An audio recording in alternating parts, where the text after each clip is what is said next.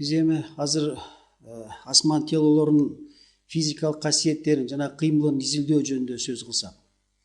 Эми биз асман телолорун биз жерден туруп мына карай турган болсок, могуреки биздин жер планетасынан туруп, биз ошо асмандагы телолорду карайбыз, мисалы жылдыздарды, планеталарды.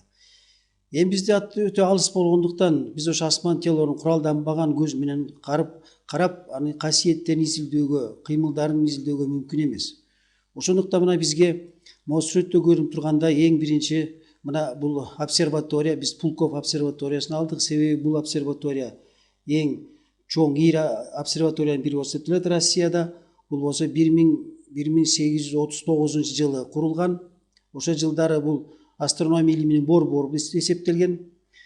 Эми бул обсерваториялар бизде көп. Мына ошонун ичинен бул обсерваторияны алдык. Эми обсерваторияны биз кайсы жерге курабыз? Обсерватория мүмкүн болушунча жер биздин ушу планетабыздын тоолу бийигирээк жерге курулуш керек, бийик болуп, жакшы горизонттон бийигирээк болуп, жакшы изилдеш үчүн. Анан ошонун ичинен негизги куралыбыз бул мына жазылып тургандай телескоп болуп эсептелет. Эми телескопту биринчиден болуп асманга караткан киши бул Галилео Галилей болуп эсептелет. Ошол киши изилдеп, мына телескоп түзүп берген, кийин улам өркүндөтүп отуруп, мына азыркы чоң ири телескоптор бар. Эми телескоп менен биз эмнени байкайбыз? Телескоп менен биз биринчи бул жерден телескоп жардамы биз ошо асмандагы объектилердин сүрөттөрдү алсак болот. Экинчиден булардын асмандагы ошо телолордун ордун аныктасак, орду координатасын, башкача айтканда координатасы кайсы жерде экенин. Анан үчүнчү дагы ошол асмандагы мисалы жылдыздардын бул ошо телескоптун жардамы менен жарыгын чогултуп отуруп, булардын жарык несебинен булардын температурасын,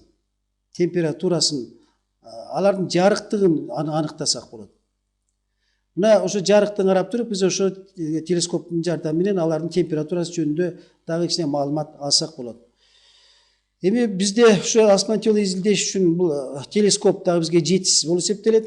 Жетишсиз. Мындан сырткары дагы мына могу сүрөттө көрүнүп тургандай бизде космостон мына кара ар кандай бизге бул жерде радио толкундар келип турат. Мына радио нурдануулар деп коеюн.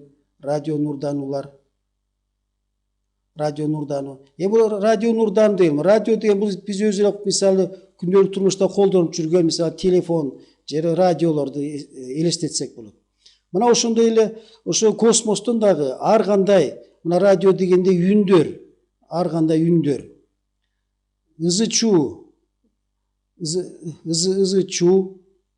ызычуулар келип турат.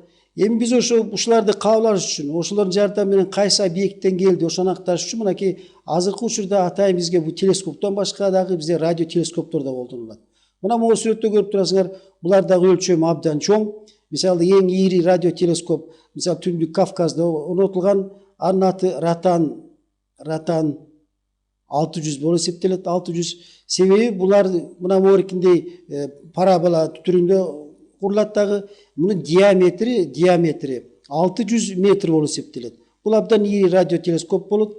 Эми ушул радио телескоп жардамы менен биз космостон келген ар кандай ошо радио нурданууларды кабыл алабыз. Аларды изилдейбиз. Эми кайсы жерден келди, кайсы объекттен келди. Мисалы илим улам өнүккөн сайын өнүп отурса, мисалы биз аларды ошо үндөрдү, ызычууну биз кандайдыр бир өзүбүзгө керектүү болгон информацияларды может алышыбыз мүмкүн. Мындан сырткары мына бул обсерватория, анан радио телескоптор жердин үстүндө орнотулат. Дагы булар бизге ошо физикалык касиетин изилдеш үчүн бул жетишсиз болуп эсептелет. Мындан сырткары мынакей бул сүрөттө көрүнүп турат. Биз мисалы ушу атайын космоско чыгышыбыз керек да, башкача айтканда мынакей ааламга чыгып, биз мына могурек жерден ааламга чыгып, космос деп коем, мынакей космоско чыгып, ошол жерден биз спутниктерди учурсак болот. Мына могурки сүрөттө мына көрүнүп турат, бул мына жердин жасалма спутниги болуп эсептелет. Себеби мынакей бизде табигый спутник билебиз, бул ай болуп эсептелет. Биз мына бул спутникти учуруп кое турган болсок, бул айга окшоп ушу жердин тегерегинде өзүнүн орбитасы боюнча айланып жүрөт. Ушул спутниктердин жардамы менен биз ар кандай информацияларды алсак болот. Мисалы мынакей алсак ай. Мына эң эле бизге жакын турган асман телолорунун бири ай болуп эсептелет. Айды биз дайыма бир жак бетин гана көрөбүз, ал эми экинчи жак бетин биз телескоптун жардамы менен көрүүгө мүмкүн эмес. Ошондуктан биз могеркинде ошо жердин жасалма спутнигин учура турган болсок, биз ошо айдын аркы бетине жетип, аяктан дагы мисалы алардын сүрөтүн тартып, үстүнкү бети жөнүндө ар кандай маалыматтарды алсак болот. Мына биринчи жолу ошо дүйнө жүзүндө биринчи жолу алсак, бул мурунку СССРде, мурунку СССР Россияда 1957 жылы биринчи жолу жердин жасалма спутниги учурулган. Эми улам барган сайын илим техника өнүгүп отуруп, мынакей ошо спутниктердин жардамы менен биз мисалы ошол айга мына кара спутник жардамы менен биз мына могеркинде өзүп жүрүүчү луноходду уже Россияда учурган ошо спутник жардамы менен биз муну айга чыгарганбыз. Мына карагыла могу сүрөттө мынакей биринчи жолу чыккан ошо мына луноход сүрөтү берилген. Бул айга өз спутник жардамы менен чыгарып, анын үстүндө жерден гана ушу ар кандай тиги маалыматтарды команданы берип отуруп, бул жүрүп ошо айдын үстүндөгү топуракты алган жана башка бизге керектүү информацияларды алып кайра жерге кайтып келген. Бул дагы ошо илим менен техниканын абдан чоң өнүгүүсү болуп эсептелет. Эми мындан сырткары улам өнүккөн сайын ушу спутниктердин жардамы менен биз кийин мынакей луноходдон кийин адамдарды учура баштадык. Адамдарды учурганда аны менен бирге чогуу лаборатория дагы учурулду.